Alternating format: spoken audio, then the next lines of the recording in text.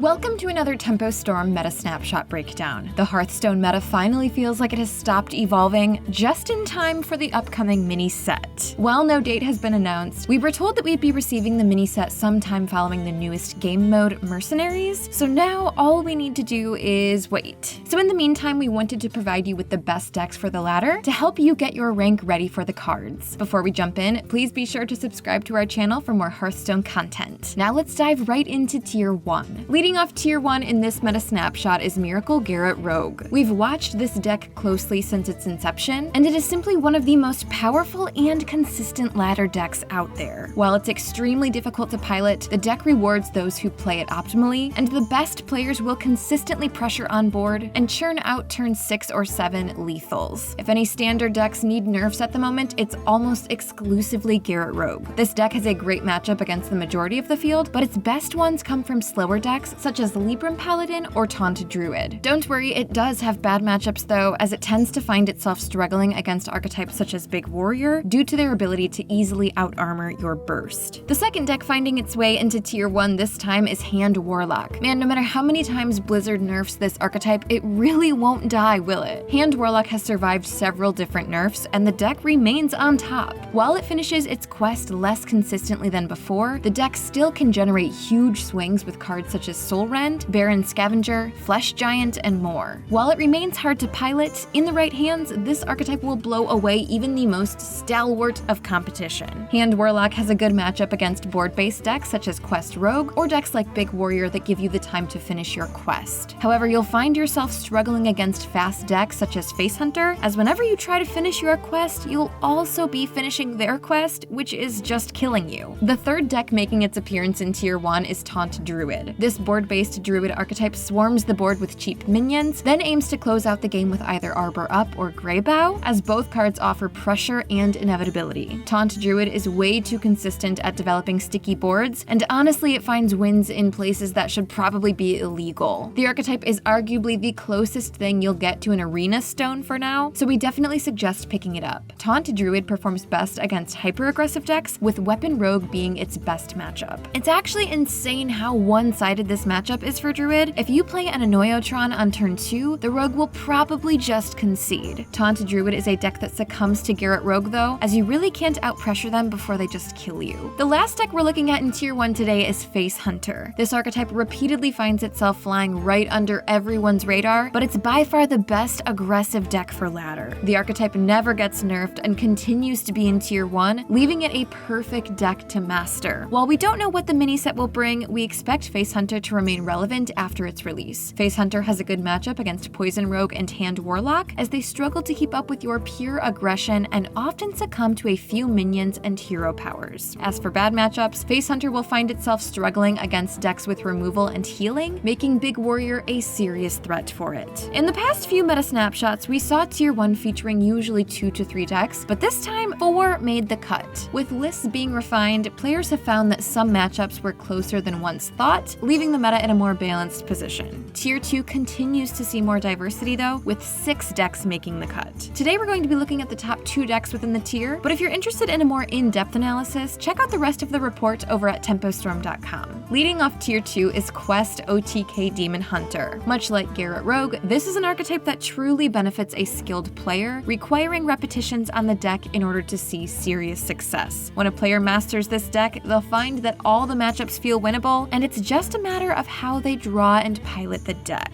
Quest OTK Demon Hunter aims to stall the game out with healing, while cycling towards the quest reward in order to get discounts on key combo pieces, thus closing out the game. This archetype has a great matchup against both Big Warrior and Garrote Rogue, as Warrior gives you the time to find your pieces to kill them with massive overkill, and Rogue loses to glide. However, you will find yourself struggling against decks that can consistently pressure you every stage of the game, with Hand Warlock and Quest Rogue being some of the more pesky ones. The last deck we're taking a look at in today's meta snapshot is Libra Paladin. Honestly, no matter how many times this archetype falls out of the meta, it always finds a way to crawl back. Making use of Alliance Bannerman and other cycle cards, this mid-range Paladin archetype exerts endless pressure thanks to its Librams. This deck can truly be one of the most annoying to face off against, as it really feels as if every Paladin card is dedicated to making your life hard. Libra Paladin players seek out misery for their opponent and are willing to go to extremes to find it. This deck does well against the greedier ladder decks like Big Warrior and Death Rattle Demon Hunter, thanks to your Libram of Wisdoms. Rogue tends to be pretty terrible for this deck though, with both Garrett and Quest Rogue being problematic matchups. Honestly, if you can find a way to avoid Valera, then this archetype should perform very well for you. The Hearthstone meta has been in a constantly evolving state over the last few months, partly due to balance changes and partly due to players adapting. The meta honestly never really remains the same for too long. It'll be interesting to see what the mini set brings, and hopefully there are some powerful cards that can drastically change the game. Thank you so much for watching another Tempo Storm meta snapshot breakdown. If you enjoyed this content, please be sure to leave a like and subscribe to our channel to be kept up to date with all of our upcoming Hearthstone content. We wish you the best of luck on ladder and are looking forward to seeing what the next few weeks bring. See you next time!